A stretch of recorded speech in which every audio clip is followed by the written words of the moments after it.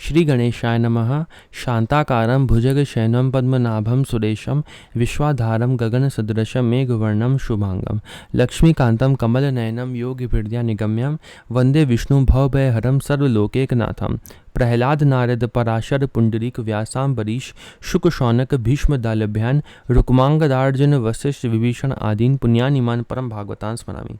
शुरू करते हैं भक्तमाल का। हम कौन से छप्पे पढ़ रहे थे? 14वां छप्पे पढ़ रहे थे, जिसमें नवधा भक्ति के बारे में और नवधा भक्ति के आचार्यों का चरित्र हम लोग पढ़ रहे थे। तो पहले श्रवण आचार्य जो थे, श्रवण भक्ति के जो आचार्य थे वो श्री परीक्षित जी थे, उनका चरित्र हमने पढ़ा। अब हम पढ़ेंगे श्री सुखदेव जी के बारे में, जो कीर्तन भक्ति के आचार्य हैं। गर्भ ते निकसी चले बनही में कियो बास, व्यास से पिता नहीं उत्तरु दियो है। परमहंस श्री सुखदेव जी माता के गर्भ से जन्म लेते ही वन को चल दिए और वहीं रहकर भजन करने लगे। परमहंस का अर्थ जो मैंने पिछली वीडियो में अच्छे से बताया था, ठीक है। वात्सल्य प्रेम वश पुत्र पुत्र पुकारने पर भी वेद व्यास सरीखे पिता को जिन्होंने उत्तर भी नहीं दिया था, वही सुखदेव व्यास शिष्यों द्वारा श्रीमद् भागवत के दशम स्कंद के श्लोकों को सुनकर मोहित हो गए। दशम श्लोक सुनी गुनीमती, हरि गई लई नई रीति, पढ़ी भागवत लियो है। श्लोकों के अर्थ का मनन करके उनकी बुद्धि भगवान के गुणानुवादों में रम गई। विचित्र बात तो ये हुई कि पुकारने पर उत्तर न देकर जिनकी उपेक्षा की थी, उन्हीं के समीप आकर उनकी शिष्यता स्वीकार की और श्रीमद् भागवत को पढ़ा। जिनको पहले उपेक्षा करी वो चले गए थे ना, हमने श्रीमद् भागवत में भी इनके बारे में पढ़ा है। वो चले गए थे और वो उन्होंने पुत्र पुत्र पुकारा था, लेकिन फिर भी वो रुके नहीं थे और वन की ओर चले गए थे। फिर वापस से आके श्रीमद् भागवत पढ़ा था सुखदेव जी ने। रूप गुण भरी सयो जात कैसे करी आए, सभा नृप ढरी भीजियो प्रेम रस हियो है। श्री कृष्ण के अद्भुत रूप और गुणों से सुखदेव जी का हृदय भर गया। प्रति क्षण बढ़ने वाले भावों का भार कैसे सहा जाए। फिर आप गंगा तट पर आत्मोद्धार के निमित्त राजा परीक्षित द्वारा आयोजित ऋषियों की सभा में पधारे। कृपावश उनका हृदय राजा का उद्धार करने के लिए पसीज गया। पूछे भक्त भूप ठौर ठौर परे, भौर जाए गाय उठे, जबे मानो रंग झर कियो है। भक्त भूप राजा परीक्षित ने 7 दिनों में ही अपने उद्धार का उपाय पूछा, जिसे सुनकर ऋषि लोग जहाँ तहाँ विचारने लगे, पर वे दुविधा के चक्कर में पड़ गए, कुछ भी निर्णय ना कर सके। तब सुखदेव जी भाव विभोर होकर भगवत गुणानुवाद गा उठे। उस समय ऐसा लगा मानो वह भक्ति रस के आनंद की निरंतर वर्षा कर रहे हैं। श्री सुखदेव जी श्री राधिका जी के द्वारा लालित पालित एक लीला शुक तोता थे। तो राधा जी के तोता थे सुखदेव जी।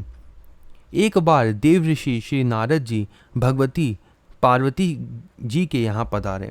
नारद जी कुछ नवीन लीला करना चाहते थे, अतः पार्वती जी से कहा, भोले बाबा आपसे कुछ प्रेम करते हैं, आपसे कुछ कम प्रेम करते हैं। उन्होंने लीला के लिए नारद जी ने पार्वती जी से कहा कि भोले बाबा आपसे कुछ कम प्रेम करते हैं, कारण कि अभी तक तुम्हें अपनी गुप्त बात नहीं बताई। उनके गले में किनके मुंडों की माला है, ये तुम्हें भी पता नहीं होगा। ऐसा कहकर नारद जी चले गए। भगवान शंकर के आने पर पार्वती जी ने मुंडों की माला का रहस्य पूछा। श्री शिव जी ने कहा, मैं अमर कथा में अमर हूँ, यह सब तुम्हारे अनेक जन्मों के मुंडों की माला है। पार्वती जी ने कहा, मुझे भी अमर कथा सुनाओ। श्री शिव जी अमरनाथ तीर्थ में जाकर एकांत में पार्वती जी को कथा सुना रहे थे। उसी समय पार्वती जी सो गईं।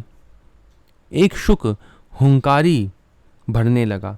कथा पूरी होने पर पता चला कि अमर कथा को एक तोते ने सुन लिया, इसलिए उसे मारने के लिए त्रिशूल लेकर दौड़े।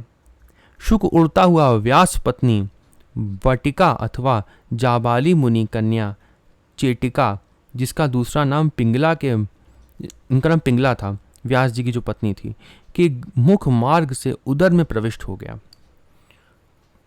तो जो सुखदेव जी जो थे उन्होंने वो पूरी कथा सुन ली और शिव जी उनको मारने के लिए दौड़े और फिर वो व्यास पत्नी के मुख में चले गए। सुखदेव जी जो तोता के रूप में थे कि मुख मार्ग से उदर में प्रविष्ट हो गए। अमर कथा सुनने के कारण शिव जी नहीं मार सके। वहीं लीला शुक माँ के उदर में 12 वर्ष रहे, 12 वर्ष तक गर्भ में ही रहे। माया के डर से उदर से बाहर नहीं निकल रहे थे, क्योंकि भूमि परत भा डाभर पानी, जनु जीव ही माया लपटानी। इसका अर्थ क्या है? जैसे ही जन्म होता है ना, जीव का जैसे ही गर्भ से जन्म होता है वैसे ही माया पकड़ लेती है, इसलिए वो माया से डर के कारण वो गर्भ में ही रहे 12 वर्ष तक। सुखदेव जी भगवान के कहने पर गर्भ से बाहर निकले। वही वन ही में कियो वास, गर्भ से बाहर निकलते ही बिना नालोच्छेदन के ही वन की ओर चल दिए। पिता वेद व्यास जी के पुत्र कहकर बुलाने पर लौटने की बात तो दूर रही, वह बोले तक नहीं, कुछ बोला ही नहीं, सीधे चल दिए, पैदा होते ही सीधे चल दिए वन की ओर। व्यास जी ने विचार किया कि ऐसे योगी बालक को भगवान के अचिंत्य अनंत सौंदर्य माधुर एवं मंगल में परम दिव्य गुणों के द्वारा ही आकृष्ट किया जा सकता है। अतः भगवान श्री कृष्ण के रूप माधुरी का दिग्दर्शन कराने वाले श्लोक शिष्यों को सिखा कर भेजा। श्लोक इस प्रकार है। ये श्लोक उन्होंने हुआ ऐसा, मैं एक बार फिर से क्लियर करके बताता हूँ कि सुखदेव जी जो थे वो सीधे वन की ओर चले गए और उन्होंने उस समय, ये कथा है कि उस समय कुछ स्त्रियां जो थीं वो उस समय नदी में स्नान कर रही थीं। ठीक है, तो उस समय सुखदेव जी जब वहाँ से निकल रहे थे तो उन्होंने उनकी तरफ बिल्कुल देखा भी नहीं और वो हर तरफ केवल भगवान को ही देख रहे थे। और फिर उस समय उन्हीं के पीछे पीछे वेद व्यास जी भी निकले। वेद व्यास जी ने कहा कि तुम लोग ऐसे निर्वस्त्र होकर क्यों स्नान कर रही हो? तो और उन्होंने उस समय जब सुखदेव जी निकल रहे थे ना, तब उन्होंने उस समय कपड़े नहीं पहने थे और जब वेद व्यास जी उनके पीछे पीछे आए तब उन्होंने झट से कपड़े पहन लिए। तो वेद व्यास जी ने इसका कारण पूछा, तब उन्होंने बताया कि आपके जो पुत्र थे सुखदेव जी, वो उनकी जो दृष्टि थी वो केवल ब्रह्म में थी, वो केवल भगवान को ही हर तरफ देख रहे थे और वो परमहंस थे, और आप जो है वो भगवान को हर तरफ नहीं देख रहे हैं। ऐसा कुछ उन्होंने कारण बताया। इस कारण से उन्होंने कहा कि हमने उस समय वस्त्र नहीं पहने थे जब सुखदेव जी निकल रहे थे। तो ठीक है, तो वो तो चले गए सुखदेव जी उस समय फिर, और वेद व्यास जी वापस घर आ गए, वो वन की ओर चले गए थे सुखदेव जी। तब उन्होंने सोचा कि जो मेरा जो बालक हैं वो ऐसे हैं कि वो उनको माया से उनको बिल्कुल मतलब नहीं है, वो भगवान की तरफ है वो केवल। तो उन्होंने कहा उसको आकृष्ट करने के लिए मुझे भगवान की ही लूप, ये लिखा है, भगवान के सौंदर्य माधुर्य एवं मंगल में परम दिव्य गुणों के द्वारा ही आकृष्ट किया जा सकता है। उनको केवल भगवान के गुणों द्वारा ही आकृष्ट किया जा सकता है। तो इसलिए उन्होंने अपने शिष्यों को एक मंत्र दिया ये वाला और कहा,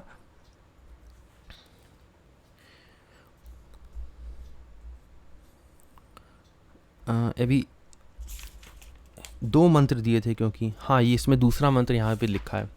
ठीक है, यहाँ अगले पेज में लिखा हुआ है फिर वो।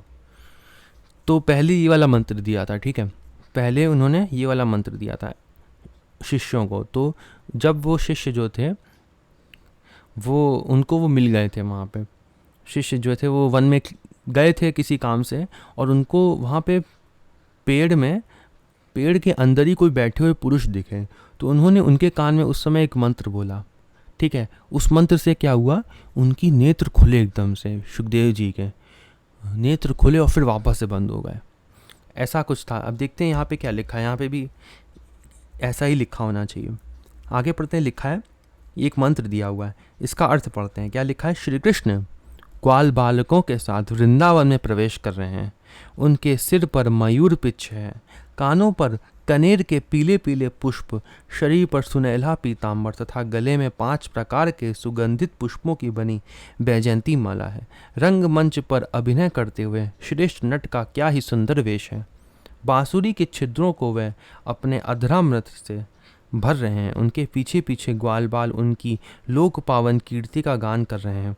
इस प्रकार वैकुंठ से भी श्रेष्ठ वह वृंदावन उनके चरण चिन्हों से और भी रमणीय बन गया है। श्री सुखदेव जी इस श्लोक को सुनकर निर्गुण निराकार ब्रह्मानंद में लीन श्री कृष्ण के रूप सौंदर्य को सुनकर मन ललायत हो उठा, लेकिन ज्यादा आकृष्ट नहीं हुए, क्योंकि जो ज्यादा रूपवान होते हैं वे ज्यादा गुणवान नहीं होते हैं। तब शिष्यों को वेद व्यास जी ने श्री कृष्ण के गुणोत्कर्ष श्लोकों को सिखाकर भेजा। तो इसमें क्या लिखा है, तो जब उन्होंने ये वाला मंत्र उनको सुनाया था ना, सुखदेव जी को ये वाला मंत्र, तो उनके इसमें भगवान के गुणों के बारे में है और रूपों के बारे में है, रूपवान है भगवान ऐसे लिखा है। तो ये प्रेमानंद वाला पार्ट था, ठीक है। और वो ब्रह्मानंदी थे, ब्रह्मानंद प्राप्त कर चुके थे और ब्रह्मानंद में लीन थे। तो जब उन्होंने इसको सुना सुखदेव जी ने, तब उनके नेत्र एकदम से खुले और उन्होंने देखा कि जो यहाँ पे लिखा है कि जो रूपवान होता है वह गुणवान नहीं होते हैं, ऐसा विचार कर उन्होंने वापस से अपने नेत्र बंद कर लिए। तो जो शिष्य थे वेद व्यास जी के, उन्होंने सुना, फिर वो वापस से वेद व्यास जी के पास गए और उन्होंने पूछा कि ऐसे ऐसे सब हुआ, हमको एक पुरुष मिला और हमने उनको ये वाला मंत्र उनके कान में बोला, ठीक है। तब जो वेद व्यास जी जो थे, उन्होंने ये वाला मंत्र उनको दिया शिष्यों को और कहा कि अब ये वाला मंत्र जो है ना, ये वाला कान में उनके बता के आना। ये पूतना का मंत्र था, पूतना को भगवान ने अपना लोक दे दिया, ये वाला मंत्र था। इसका अनुवाद यहाँ पे लिखा है, देखते हैं क्या लिखा है। अहो पापिनी पूतना ने अपने स्तनों से हलाहल विष लगाकर श्री कृष्ण को मारने की नीयत से उन्हें दूध पिलाया था। उसको भी भगवान ने वह परम गति प्रदान की जो धाय माँ को मिलनी चाहिए। उन भगवान श्री कृष्ण के अतिरिक्त और कौन दयालु है जिसकी शरण ग्रहण करें। यह श्लोक सुनकर अपने पिता वेद व्यास जी के पास आकर 18,000 श्लोकों का श्रीमद् भागवत महापुराण अध्ययन किया। तो जब ये वाला श्लोक उन्होंने सुना, तब वो बिल्कुल उठ के खड़े हुए और कहा कि ये वाला श्लोक जो है, शिष्यों से उन्होंने पूछा कि आपको किसने बताया। तब उन्होंने बताया कि हमारे वेद व्यास जी ने बताया। तब उन्होंने कहा कि हाँ ठीक है, मैं आपके पास चलता हूँ और पूरी श्रीमद् भागवत सुनूंगा। तब उन्होंने पूरी श्रीमद् भागवत 18,000 श्लोकों वाली सुनी। और यहाँ पे पूतना के लिखा है, तो पूतना के बारे में मैंने पहले बताया था जब बलि जी की आई थी, कि बलि जी की जो बहन थी वो वामन अवतार को देखकर उनका ये मन करा था कि हम उनको काश दूध पिलाएं, इतने छोटे से हैं ये। वामन भगवान बौने रूप में थे ना भगवान, तो उनका ऐसा मन में उनकी इच्छा हुई थी। ये भी भगवान ने उनको पूरी करी पूतना अवतार में। श्री कृष्ण अवतार में भगवान ने पूतना के द्वारा उनकी ये इच्छा पूरी करी। ये हम लोग आगे भी पढ़ेंगे। तो भगवान सबकी मन की इच्छा पूरी करते हैं, जो भी मन में होती है। जब भगवान दर्शन देते हैं तो अपनी सभी मन की इच्छा पूरी करते हैं। आगे पढ़ते हैं। एक यहाँ पे श्लोक दिया, क्या लिखा है। सुखदेव जी कहते हैं, राजन मेरी निर्गुण स्वरूप परमात्मा में पूर्ण निष्ठा है, फिर भी भगवान श्री कृष्ण की मधुर लीलाओं ने बलात् मेरे हृदय को अपनी ओर आकर्षित कर लिया। यही कारण है कि मैंने इस पुराण का अध्ययन किया है। जैसे उसमें भी लिखा है रामचरितमानस में, जो जनक जी थे वो भी निर्गुण रूप में उनकी पूरी निष्ठा थी, लेकिन राम जी ने उनके मन को आकृष्ट कर लिया था। उस समय लिखा था, बरबस मन सुख ही मन त्यागा। ये श्री रामचरितमानस चौपाई में वहाँ पे दिया हुआ है। जब जनक जी राम जी को पहली बार देखते हैं और उनको आनंद वो वाला मिल रहा होता है, प्रेमानंद वाला, और वो पूछते हैं, किनसे पूछते हैं, वो पूछते हैं विश्वामित्र जी से कि क्या ये स्वयं भगवान ही तो नहीं है। तो विश्वामित्र जी कहते हैं, हाँ हाँ जो आपने समझा ना, हाँ हाँ वो यही है, वही है जो आपने कहा। और फिर वो भगवान के बारे में बताने भी लगते हैं, डायरेक्टली बताने भी लगते हैं कि हाँ भगवान है। फिर राम जी मुस्कुराने लगते हैं। तब विश्वामित्र जी कहते हैं कि ये दशरथ पुत्र हैं। फिर कहते हैं, तो वहाँ जनक जी भी समझ गए थे और बिल्कुल आकृष्ट हो गए थे ब्रह्मानंद से प्रेमानंद में। आगे पढ़ते हैं क्या लिखा है। श्री सूत जी कहते हैं, भगवत भक्तों के अत्यंत प्यारे श्री व्यास नंदन श्री सुखदेव जी ने भगवान के गुणों से आकृष्ट चित्त होकर इस विशाल ग्रंथ का अध्ययन किया। ये सूत जी ने भी कहा। श्री सुखदेव जी स्वयं ब्रह्म स्वरूप थे, फिर भी पिता की आज्ञा से मोक्ष का परम आश्रय पूछने के लिए मिथिला नरेश के पास गए। इनके ज्ञान की परीक्षा हुई, उसमें उत्तीर्ण हो गए क्योंकि इनके अंदर सच्चा ज्ञान था।